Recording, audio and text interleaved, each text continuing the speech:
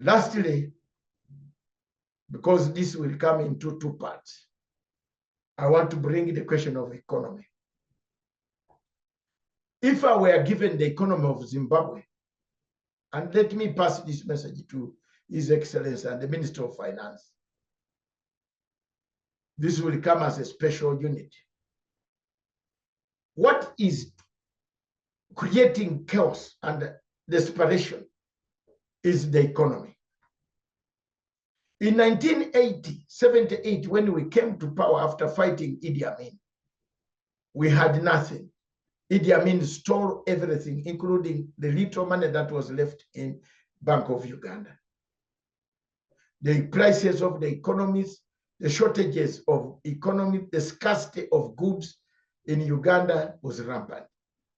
The population of Uganda said, hello, the currency of Uganda was nothing in East Africa.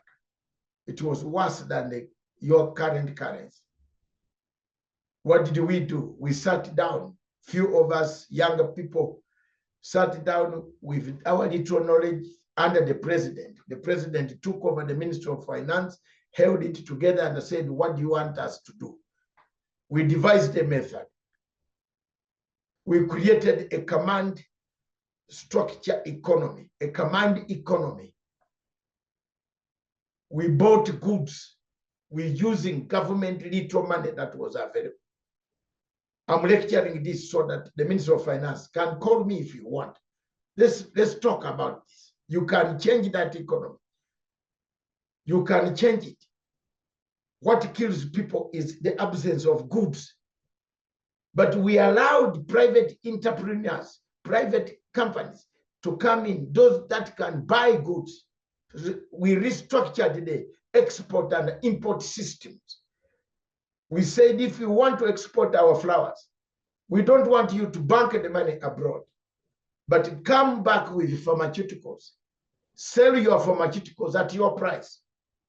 While government also subsidizes, buys sugar, salt, paraffin, box of matches, soap, rice, all these essentials that a common and a citizen of any country must live on. And we created shops around the whole Uganda. We created foods and beverages company that every Ugandan can buy sugar, wholesalers can go and buy sugar at a government-regulated prices and sell to the government-regulated prices. Commanded economy, put officers to make sure that the clothes, everything that is coming in is sold. If you are selling your bed sheets from China, if you are selling your sugar at $2 per kilo, another person who has gone to bring sugar cheaper will sell at $1 per kilo. Yours, you'll be forced to come down to meet because you want a quick turnover. Mr. President and the Minister of Finance, listen to me. Use that. I have talked about this command economy since Gono was there, but people did not take it. We would have removed holistically, allow the currencies to play. Let the currencies play. Allow the dollar, allow whatever currency you have. Let people buy the goods according to the amount they get. Here you are killing, restrict export regime. Anybody who has not brought back pharmaceuticals, anybody who has not brought back textbooks, you can bank half of your money, anything. Of course, they are your flowers. You are the one who has put in the input, the workers, but they remain the property of the Republic of Zimbabwe. So if I'm giving you an export license for you to export flowers on a daily basis, I want to know how much you got out of those flowers. How much are you buying medicines from Dubai or from India? How many medicines you will bring? Which type of medicine is lacking? You go and collect the list, buy them, import them, and create a zone. We created a zone of duty-free on some of the items. And the importers were able to bring in everything on some of the duty-free things where taxation was removed. Mr. President, I'm telling you and the Minister of Finance, if you need a paper on this one, I'll do it for you. Your economy will, in 6 to 10 months, with the new conditions that some sanctions have been, banks can trade and do things, people will be okay. There will be people. What makes people like a government in Britain? Food commodities in their windows, in glass windows. You can walk in London from morning up to evening without feeling hungry, because you are looking at the meat, the sausages, the cloth, the everything inside the shops. Why don't we do that? Let people see the goods in the supermarkets. People will struggle to buy them. People will work, but another person has $20 or $50. He wants salt. He can't get the salt. Create a command structure economy. Forget about this thing of restructuring here, there. It doesn't pay us. It will bring me more problems and more taking out the little money that you have. Buy goods yourselves. Let the government be the buyer of all these goods. Tell people to encourage private investors to bring in more sugar, more salt, more water, paraffin, more whatever you think. Bring, and waive some taxes or reduce some taxes on some. Believe me, after 6 to 10 months, you will start collecting taxes, return the taxes. Everything will be flooded in the market. If I'm wrong, we did it. By the time President Museveni captured the economy of Uganda, there were goods in the shops. Yes. There were goods there.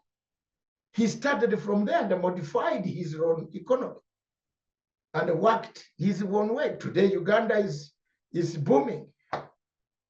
It is booming. But this was a country that was on knees. So that is one of the things that I wanted to talk about. This is a great day for the people of Zimbabwe.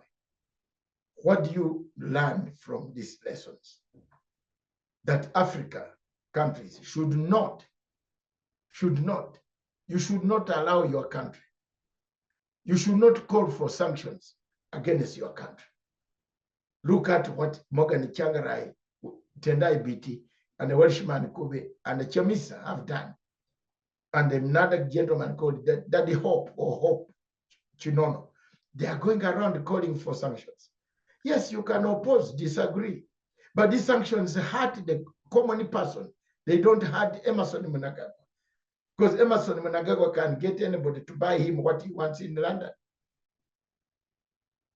But the ordinary person does not, whose teachers have not gone to meeting for a meeting. Teachers, health ministers are meeting, you are excluding Zimbabwe's health minister. What the hell is this? The second thing, that what lessons that we can change if we remove anything, negative elements that create chaos, like a GESA announcing things that cannot work.